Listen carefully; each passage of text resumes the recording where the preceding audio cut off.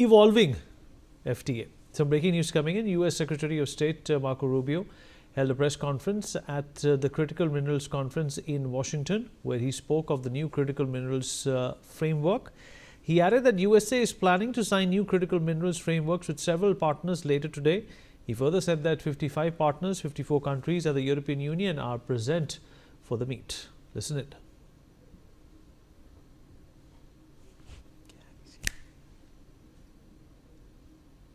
Key and important, and I think there's a growing global recognition that we need to have supply chains for critical minerals that are reliable and diverse across the world.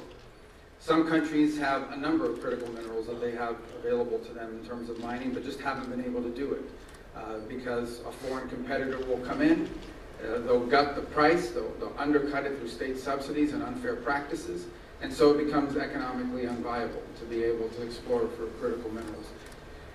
In other cases, it's the processing. Again, falls victim to the exact same thing. The private sector can't invest in these things because some competitor will come in and they'll basically do it under cost for purposes of establishing market share dominance. And then once they control that industry and they're the only ones in the world that do it, then they can charge you anything they want. Aditya, my colleague, joins us on the broadcast. Aditya, critical minerals, very essential for the Americans. In fact, their recent economic outreach has been mainly about these critical minerals. Of course, they're looking to procure and produce some of these important semiconductor-like components on their own.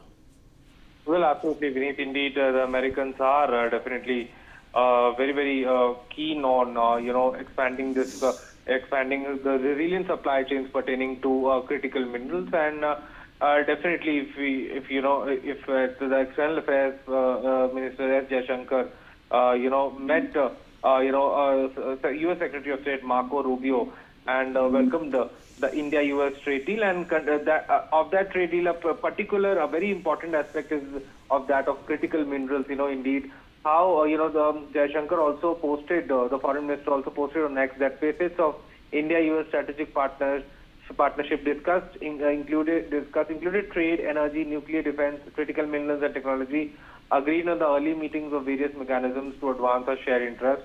And definitely, if we see, the two leaders emphasize the importance of both the nations working together to unlock new economic opportunities. All right, Aditya, appreciate you joining us.